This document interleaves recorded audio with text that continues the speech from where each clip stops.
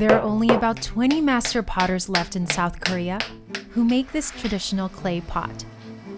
At 58, Jin Yu-ho is the youngest of them. 옹기는 정말 우리가 자연, 뭐 물, 불, 바람 어떤 그런 부분들을 다 빌려서 쓰고 다시 되돌려주는 어떤 그런 개념으로 좀 작업을 하고 있습니다.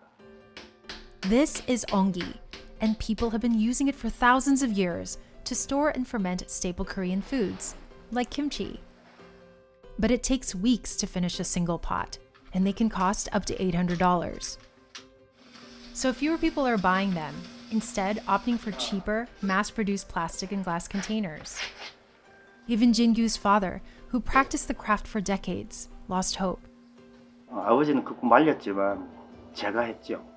배우는 사람이 없다는 걸 저는 어릴 때부터 알았어요. We visited Jin-gyu's workshop in Ulsan, South Korea, to learn how this craft that has lasted for millennia is still standing. Onggi is made from iron-rich mud that Jin-gyu gets from nearby fields. It has to sit and dry for a year before he starts working with it. 이렇게 우리가 땅속에서 캐어냈다고 바로 쓸 수가 없어요. 왜 그런가 하면 아직 바깥 사회와 적응하지 못했거든, 흙들이. The clay has to have the right consistency, not too fine and a little coarse. Jin-gyu uses this machine to form the coils. In the past, he used to mold the clay with his hands and feet, a long and exhausting process. But a knee injury forced him to stop. 흙을 너무 많이 밟고 이걸 또 이쪽 계속 너무 많이 돌리니까 양쪽 무릎이 벌써 제가 35살에 직업병을 받은 거예요. First, he puts down a fine powder of clay to prevent the pot from sticking to the wheel. He pounds the clay with this wooden tool called the bangmangi, making sure to remove all of the air bubbles. He presses the cloth to even out the clay and uses the bangmangi again. Next, he carves out a perfect circle as a base for the vessel. Jin-gyu starts building the walls of the pot using this ancient coiling technique called dariom. Each step builds on the next. Jin-gyu visualizes the onggi long before he sees it in clay form. 제 손에서 제가 추구하는 어떤 원하는 형태들이 있잖아요. 내가 원하는 형태가 나왔을 때 저는 그게 제일 좋은 옹기라고 생각해요. After 42 years, making onggi has become second nature. 그게 자동 운전일까요, 과연? 제 몸에 알아서 움직여주는 그런 과정들은 많이 있죠. Jin-gyu is aware of every detail. Even the speed of the wheel is critical. 이게 너무 빨리 돌면 또 흐트러져 버려요, 이렇게. Like many onggi potters, he makes his own tools that are custom fit to his hands. He uses a paddle called a sure and this stamp-like tool called a toge to shape the pot. He listens carefully to determine the right thickness. 이래야 된다든지 이렇게 된다 소리가 그러면 잘못 두들기고 있는 거예요. The paddle also removes any trapped air and helps condense the clay.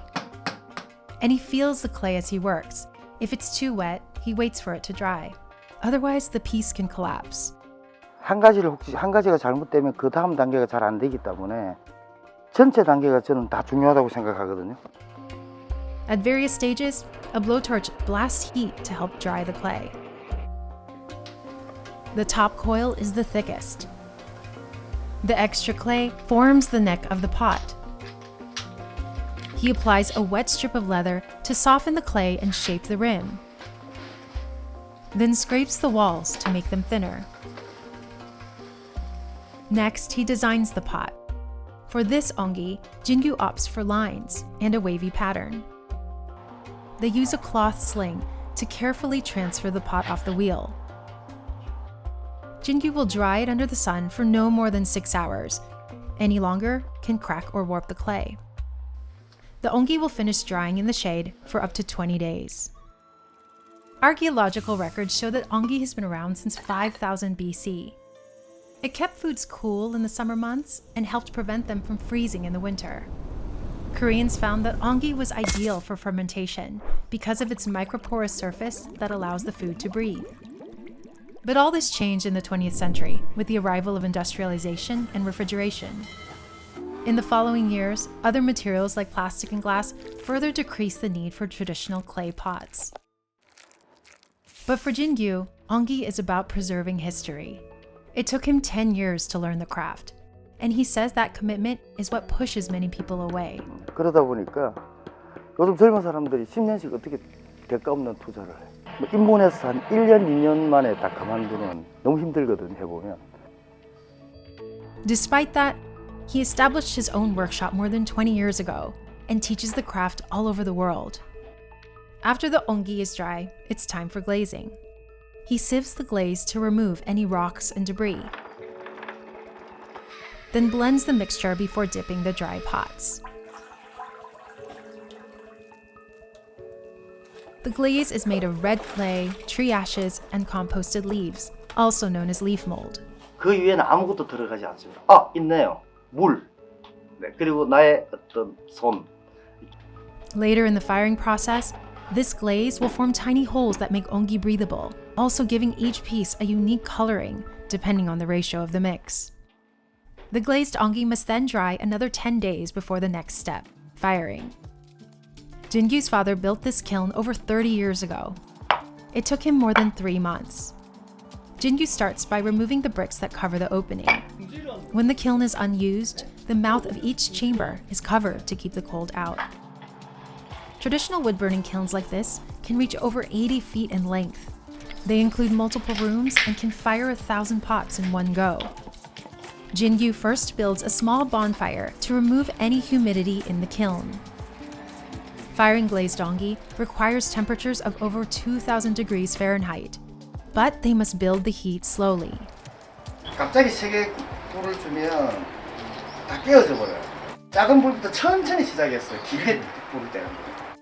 He and his staff monitor the kiln for 5 days straight, keeping watch so the fires don't extinguish. Despite their efforts, only half of the pieces survive. Depending on where they're placed, they could be fired too much or not enough. It takes 5 more days for the pieces to completely cool down. And the onggi are finally finished after a month of shaping, drying, glazing, and firing. Prices at Jin-gyu's workshop range from $80 to over $800. And he's always reinventing his business. He experiments with smaller, thinner onggi that are still strong and durable, hoping to break assumptions that these jars are heavy and crude. Jin-gyu is determined to break another misconception, that onggi belongs to the past. By continuing the craft, he hopes that others will carry on the tradition. 옹기를 만들 때 항상 힘을 쏘고 뭔가 만들어 놓고 또 보면 얘가 또 이뻐 보여요. 근데 어떤 그런 동기부여가 저는 계속돼요. 제가 할 수 있을 때까지는 끝까지 하려고 하죠.